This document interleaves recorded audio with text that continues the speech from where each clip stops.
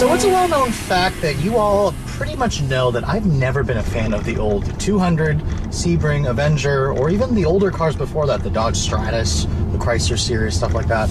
However, Chrysler wants to get serious about the mid-size family sedan segment. I mean, let's face it, this is the biggest segment in the United States. I mean, 1 in every 6 new cars sold, the mid-size segment occupies a big chunk of that pie. So with this all-new 200, the 2015 200, they've now started building the car on an Alfa Romeo platform. They just stretched the dark platform a little bit longer, made it a little bit more roomier on the inside, and it's a really big improvement over the old model. So right now I'm at a press event where I'm just getting a quick drive of the new 200. So let's take a look and see what it feels like to be behind the wheel of this all-new vehicle.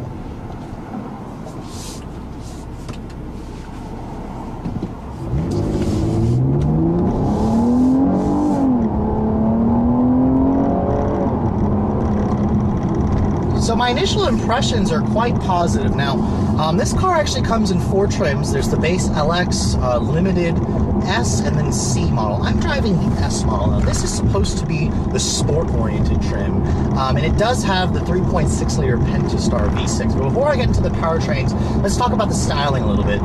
This thing is quite the looker. When I first saw it at the auto show last year, or earlier this year, I thought it was kind of like, it looked like a Tesla Model S in the front, especially with those headlights, the LED daytime running lights. You get HID headlights on the higher trims. And this particular S model distinguishes itself with the black accents as opposed to the flashy chrome that you get on the Limited or the C. I particularly like this styling aesthetic more. Chrysler says they built it like this because they're trying to appeal more to the male enthusiasts who might buy a family sedan because they don't have any kids yet, or for those of you who empty nesters whose kids have grown up and now you just want to go back to a sedan. Now, getting back to the driving dynamics, I'm not going to touch too much on how it drives just because it's just a first drive.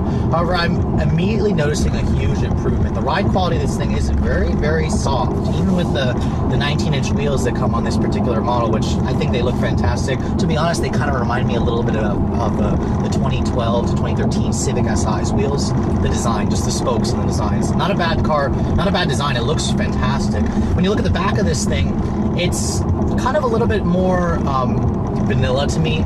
Kind of the way that the Fusion's rear end looks. It's not really, it doesn't look as distinctive. I'm a little disappointed that there's no LED taillights. However, the V6 models do have these very nicely integrated dual exhaust outlets. So it's a very sleek sedan. It's got that sloping roof line, and that's what attributes to this excellent 0.27 coefficient of drag, which is, this is the first vehicle that Chrysler really has built to be aerodynamic, and it's the reason why their quietness is up, the fuel economy is up. With the 4-cylinder, it gets up to 36 miles per gallon, and then this V6 that I'm driving, which actually has all-wheel drive, gets up to 29 miles per gallon. You go for the front drive model, it'll do up to 32 miles per gallon. Now, this 9-speed automatic does have a sport mode. When you switch to the sport mode via this controller, it shuts off the traction control immediately, so let's see what it can do.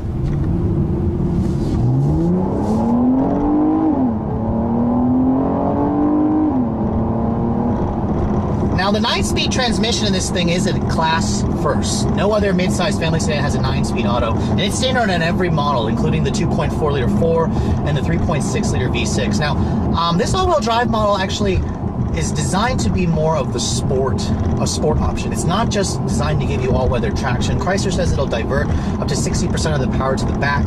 I sort of feel it. I mean, honestly, what it's doing is it's just pretty much eliminated any torquester. I mean, with 295 ponies, this is the most powerful V6 in its class, and I want to say that it doesn't really feel like that to me. It feels pretty much as fast as, you know, a V6 Accord, Camry, Passat, Altima. There's no test numbers on this yet, but, you know, I'll show you guys a full review later on when I get one to test. Now, in terms of the interior, let's briefly talk about that. Of course, you're going to get Chrysler's 8.4-inch Uconnect touchscreen. This is their latest system. Go for the lower trims like the Limited. It comes with a 5-inch screen.